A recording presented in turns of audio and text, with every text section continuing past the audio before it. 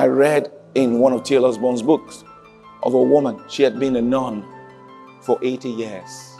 80 years, nun. She was a nun since she was a child. That means never known a man, never got involved in any of the things that young people are involved in. She was in the temple of Buddha, praying all her life. 80 years of religion.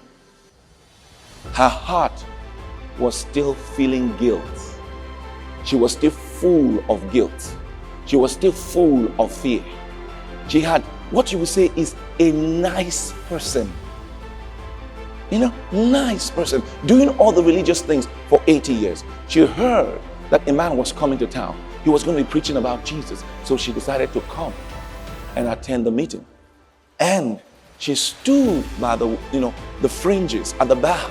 And while this man was preaching and talking about righteousness, talking about justification, and right there, as he preached the gospel, suddenly what she had been looking for 80 years in religion, she found out it was not embedded in religious rituals. It was not embedded in human activities. It wasn't embedded in any of those things. That this righteousness of God was revealed to her in the message, in the good news, that this righteousness is a person. Right there, 80 years, she was crying. She had taken a cloth and covered herself because she didn't want anybody to recognize her, because she had to wear, there was a kind of clothing that they had to wear. She had covered herself, but she didn't know when she pulled all those clothes out and she was walking down, tears running down her eyes. Suddenly, for the first time, she found out that righteousness is a free gift. That there's nothing you can do to a gift but to receive it. There's no right reaction to a gift but to receive it. That righteousness was in Christ. I tell you, it's easy to preach the gospel. Just ask the person, have you got righteousness? How did you get it?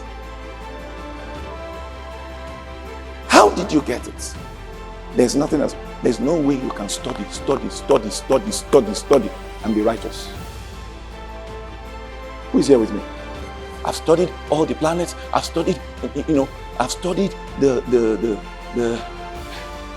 human bodies. Finished studying. Now I'm now righteous. No.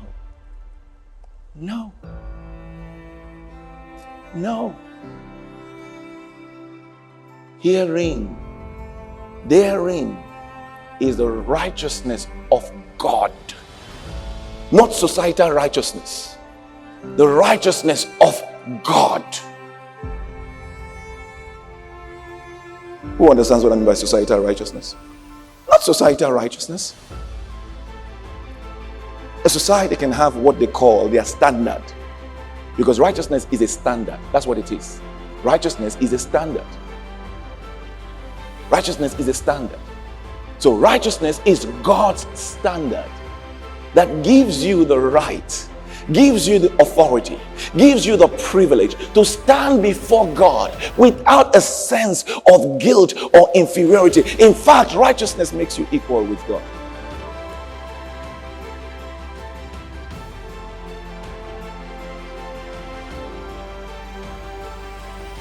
That's what righteousness is. Equality with God. Have you got it? Have you got it? As soon as the man starts stammering, you say, there's no way you can get it. You couldn't work so hard. You couldn't have been more righteous than that nun for 80 years. You couldn't have been. Because righteousness can't be found anywhere else. Therein, in the gospel, is the righteousness of God revealed, unveiled, manifested from faith to faith.